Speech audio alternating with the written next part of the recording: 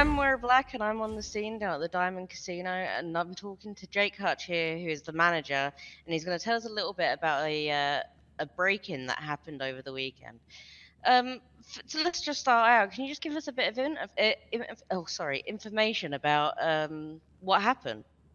So the other night, we was all just sitting there chilling around the area. I was sitting in the clubhouse, as you do, just sitting there drinking whiskey, and I myself heard a few explosions, and a few of the other people. I got a call from Giorgio, who was one of the security guards on scene, um, to say the casino's been breached, the doors have been blown up, and there was a whole bunch of people inside who were gambling and getting their wheel spins in.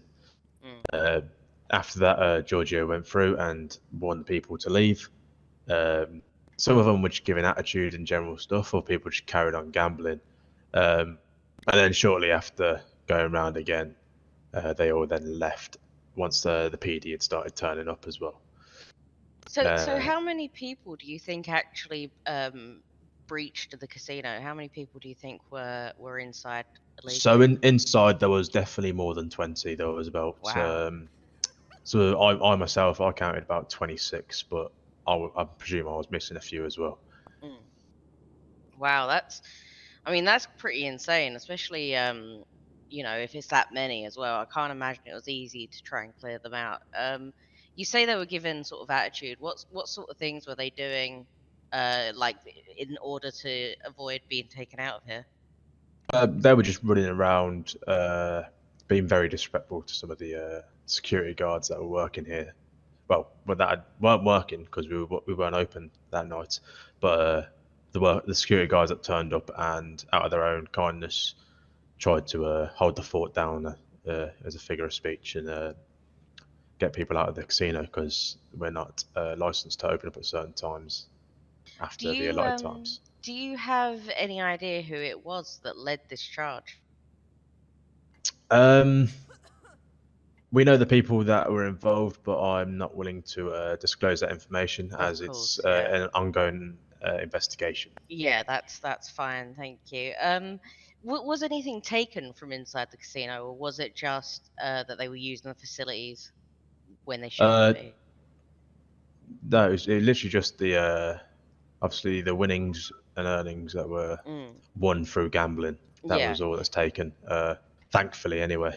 yeah. Okay. I mean, even then, it's sort of an invasion of privacy, and it's an invasion of It's trespassing. exactly. So can you tell me, like, what changes are you making to ensure this doesn't happen? You say that large explosion, and so these people must have been carrying quite heavy sort of artillery in the way of explosives or whatever in order to breach this place. Do you know what you're going to be doing to try and avoid this in the future?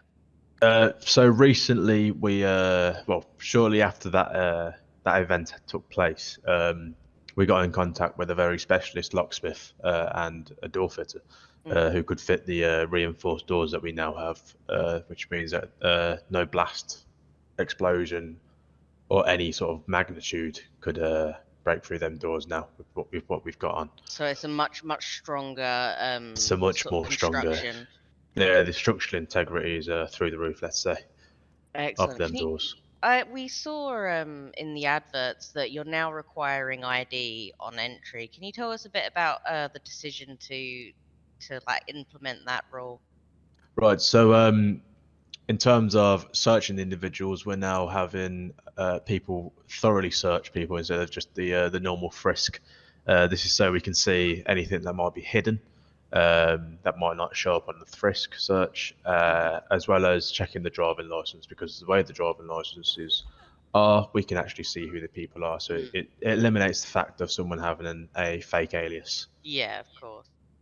Um, I mean, this is like, as I've just said, this is quite a big invasion of like the place that you work, and it must have been quite daunting for anyone that is involved with the casino. Have you spoken to the employees? Do you have an idea of how this has made them feel? about coming into work?